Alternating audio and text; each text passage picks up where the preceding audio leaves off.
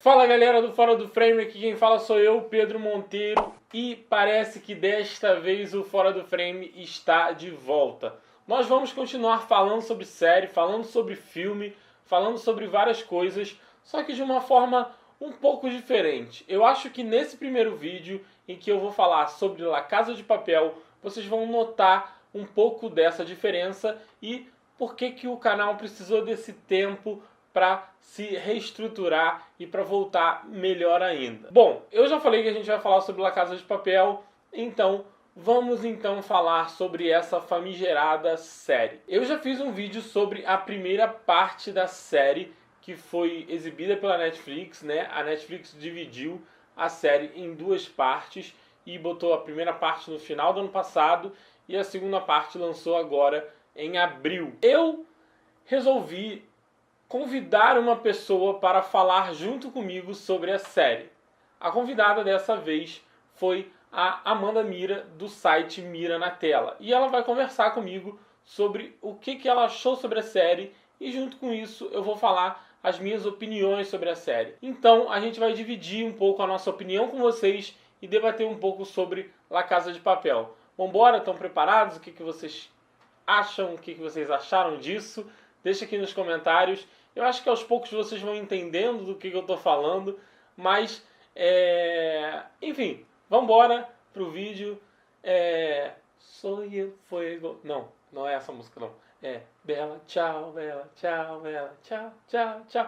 Bora pro vídeo! Deste país estará perguntando qué estamos haciendo. ¿Qué vamos a robar? La Fábrica Nacional de Moneda y Timbre. Então, La Casa de Papel. Eu acho que foi uma tentativa de criar uma história muito mirabolante e que precisava de uma cooperação muito grande entre o público e os personagens, de uma maneira como se fosse uma obra conjunta.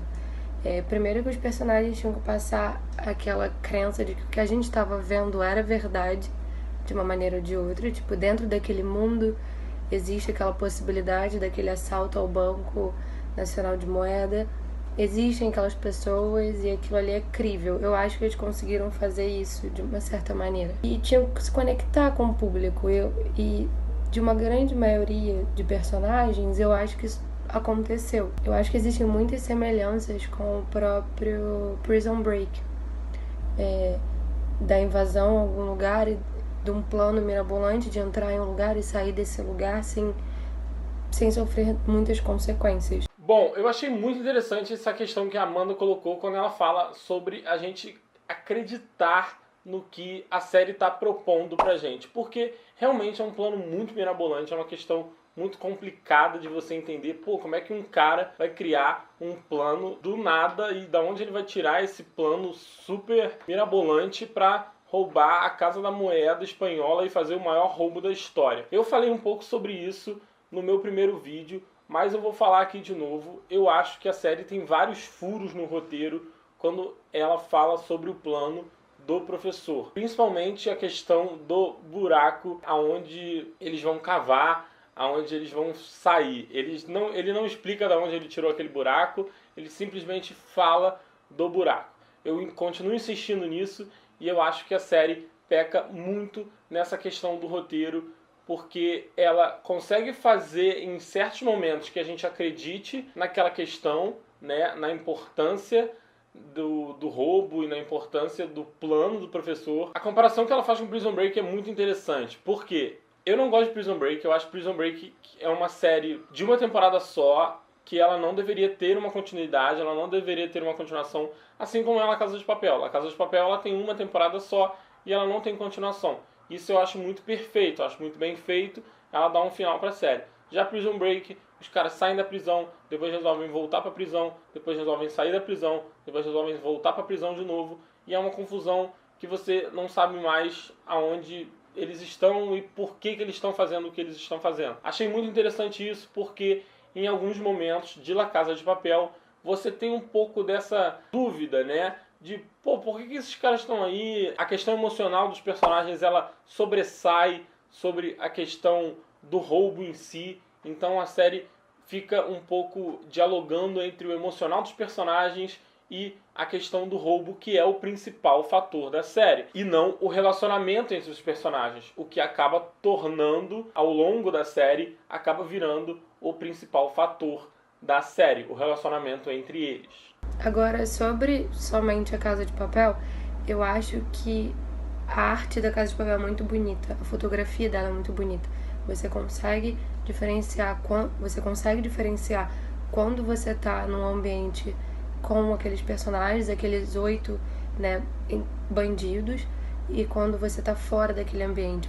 As cores, elas são mais escuras, é o vermelho, o azul, elas são cores muito usadas na série. Isso é importante porque acaba trazendo esse reconhecimento de terreno pro público, você se acostuma com aquilo. Então isso eu acho legal. A ideia é muito boa, obviamente tem algumas falhas de construção narrativa, eu acho, mas que não diminui o quanto é uma história boa. Bom, de novo a Amanda vai falar uma coisa que eu achei muito legal também da série, a direção de arte e a fotografia. A direção de arte da série é muito boa, é muito interessante. Desde os trajes que eles utilizam para fazer o roubo, que são muito interessantes, aquelas máscaras, aqueles macacão vermelho, que faz com que você se interesse pela roupa, né? Várias pessoas fizeram aquilo virar fantasia de carnaval, o que é muito legal, o que faz com que o reconhecimento pelos personagens e pelo vestuário da própria série seja algo muito interessante. Eu acho que a direção de arte ajudou muito a gente a entrar no mundo dos personagens, né? Por exemplo, a série é narrada pela Tóquio, né, que é a personagem principal, e ela fica indo entre o passado e o presente. Então a gente fica no passado, a gente tem um pouco do conhecimento sobre aquelas pessoas, a gente conhece um pouco mais sobre a personalidade de cada um, então o vestuário das pessoas ajuda muito a gente a ter esse reconhecimento, o quarto de cada um ajuda muito a gente ter esse reconhecimento, e quando a gente vai para o banco, a gente já sabe um pouco mais de cada um, a gente já sabe que todos ali estão iguais, todos ali estão com aquele macacão vermelho, mas você sabe a personalidade que cada um tem. Você sabe de que forma que cada um vai agir de acordo com cada ação. Então isso é muito interessante, porque o passado, a direção de arte no passado, fez com que você conhecesse os personagens no presente. Então isso é muito interessante, isso é muito legal. Além disso, eu achei que a série ela tem uma questão de planos muito bonitos, né? De vez em quando você vê um plano sequência muito bonito, muito interessante, muito diferente do habitual, e que a série consegue trazer pra gente planos muito legais. A série não é nenhuma obra-prima, eu já vou falando, eu já falei isso várias vezes, eu não acho a série muito boa, muito pelo contrário, eu acho a série um pouco fraca, mas nesse quesito de direção de arte, fotografia, em relação à filmagem, ela tem um cuidado muito grande, assim, e isso é muito interessante. O meu maior problema com a série é o quanto ela se arrasta durante os episódios. Eu acho que poderia ser... Eu sei que a série foi feita em 15 episódios de 70 minutos na Espanha, mas a Netflix dividiu e criou 2 partes de 40 minutos cada episódio. Foi bom, porque a gente não ficou tão massacrado, e talvez esse hiatus aí de uma parte para outra tenha deixado a gente um pouco mais calmo e com mais paciência para assistir tudo. Mas eu acho que existem muitas repetições de cenário, como duelos que a gente sabe que não vai dar em nada no final. Acho que existem muitas conversas que poderiam ser simplificadas, e eu sei que muita gente é muito fã da série, e eu acho que devam ser fãs da série porque a série é muito boa, é diferente, criaram um fandom bizarramente grande no mundo de hoje, e você vê esse tipo de pessoas em filmes como super-heróis e filmes da Disney, coisas do tipo, com até conteúdos eletrônicos e jogos, mas você não vê isso muito com as séries em si, assim, grandes fandoms que são leais à sua série e tal. É esse ponto aí que a Amanda levantou, de algumas cenas serem arrastadas, que eu queria levantar e que eu queria chegar nele. Porque La Casa de Papel passa a ser um novelão, principalmente na segunda parte. A gente tem muita cena que é perda de tempo de tela, aonde, por exemplo, o Berlim entra em conflito com o Rio, e eles dois ficam um apontando a arma pro outro e fica nesse momento de tensão onde um tá apontando a arma pro outro, um tá chamando o outro de Hirode não sei quem, Hirode não sei quem lá, e aí você fica nessa questão durante uns 5 minutos e você sabe que não vai dar em nada. Isso acontece várias vezes durante a série e principalmente durante a segunda parte, né, que a Netflix trouxe pra gente. Então eu acho que por isso a série fica muito arrastada, como a Amanda falou. A série, ela ganha esse teor de novelão, ela ganha esse teor de uma coisa meio, em alguns momentos, desnecessárias, né? A gente tem cenas desnecessárias, cenas que não precisavam acontecer e que a série poderia ter sido mais curta, né? Então esses embates, essas pequenas rixas que duram, sei lá, 2, 3 minutos de tela, é muita coisa para uma série que acontece durante um roubo num banco, onde as pessoas precisam agir, onde o tempo precisa correr, enfim. Eu achei que isso atrapalhou muito a série e tornou ela mais e mais arrastada. Mas eu acho que La Casa de Papel, ela tem um hype muito forte pro que ela é. Eu acho que existem muitas falhas, eu acho que a própria personagem Tóquio é uma falha, porque ela tá lá narrando os personagens, tá narrando os episódios e ela não tem nada a oferecer na maioria dos episódios. Ela tá ali e ela se estoura e aí acabou, sabe? Ela não é uma personagem com conteúdo demais. Tipo, eu acho a Nairobi muito mais formada do que ela. E talvez até realmente seja. E o que eu acho que a melhor parte ali dos episódios é quando você fica naquele gato e rato do professor e da Raquel. Eu acho que isso é bem legal e te deixa um pouco mais tenso do que o resto. Mas dos personagens em si, eu acho que eles não foram tão bem construídos de uma forma que a gente realmente ficasse mais curioso por eles. Eu acho que faltou um pouco a construção desses personagens. Bom, eu acho que o que ela falou resume muito bem o que eu achei da série. Eu acho que a série tem personagens muito rasos que estão ali para tentar fazer um maior roubo da história. Eu acho que a motivação deles é muito fraca.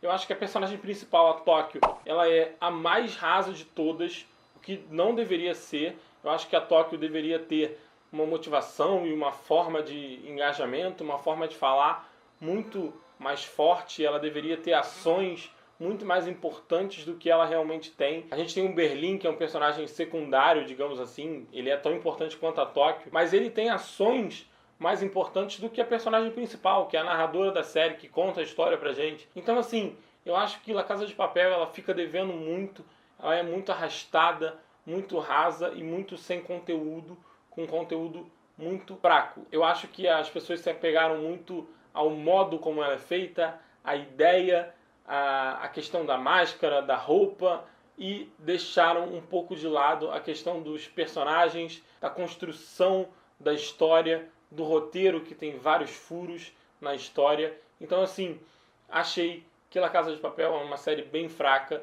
apesar de ter uma direção de arte muito boa, uma fotografia muito legal de se explorar e também uma ideia muito interessante para se explorar, mas não para uma série de, sei lá, não sei quantos capítulos a série tem, mas a série não vale tantos capítulos assim.